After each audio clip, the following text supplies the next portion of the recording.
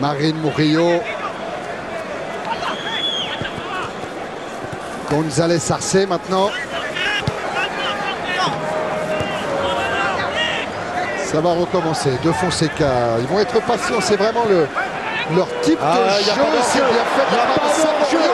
Saborio face à Fabien Barthez. Et Saborio ouvre le score pour le Costa Rica. Ouais, parce qu'il y avait un hors-jeu passif d'un costaricien. Et à 10 contre 11, Saborio, Alvaro Saborio de Saprissa.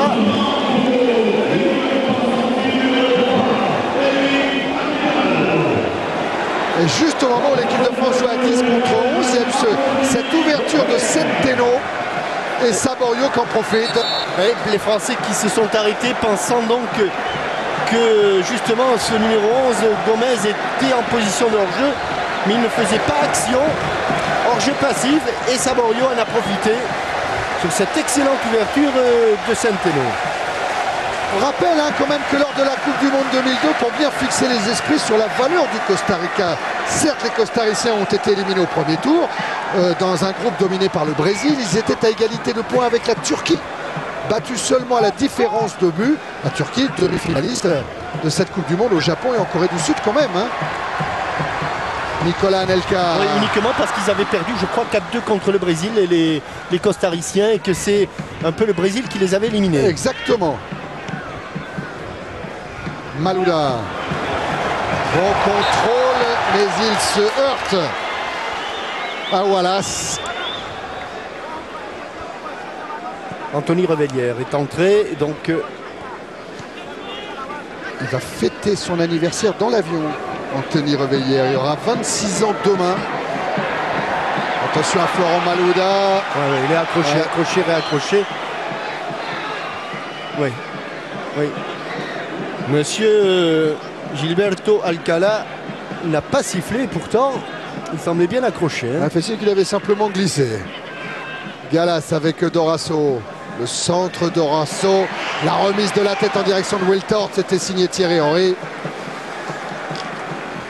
Allez, ça va rendre ce match encore plus intéressant. L'équipe de France est menée 1-0 après ce but d'Alvaro Saborio. Juste avant la fin du premier quart d'heure. Diarra. Thuram. Galas.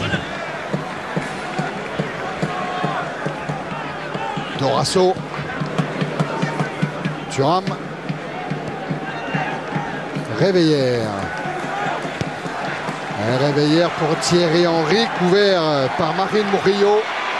Mais Thierry Henry va récupérer cette balle. Difficile, hein. Ah ouais, mais il y a González Arce qui est venu. Dos au jeu. Ça repart de Dorasso, extérieur du pied pour Galas.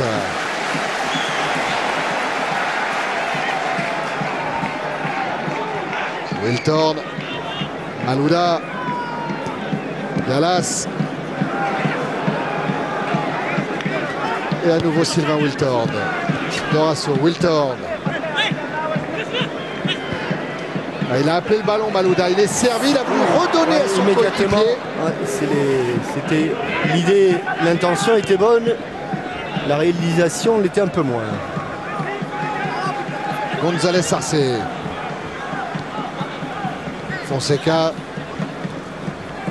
Ce rythme de match gêne considérablement l'équipe de France. Et alors Diarra essaye le pressing. Oui, mais ils ont, à ce rythme-là, techniquement, ils sont très bons. Il faut à tout prix que l'équipe de France accélère le rythme. Ce qu'elle fait avec Nicolas Anelka qui a cherché mais n'a pas trouvé Thierry Henry. Parce qu'à ce rythme-là, les Costariciens seront difficiles à bouger, notamment avec ce joueur-là, ce numéro 11. Le ballon là a été sorti sur la passe de Gomez. Mais c'est bien, Jean-Michel, que l'équipe de France, avant la phase finale de la Coupe du Monde, se confronte aussi à d'autres footballs. Prennent quelques repères. Le tirage au sort de cette phase finale aura lieu le 9 décembre prochain à Leipzig.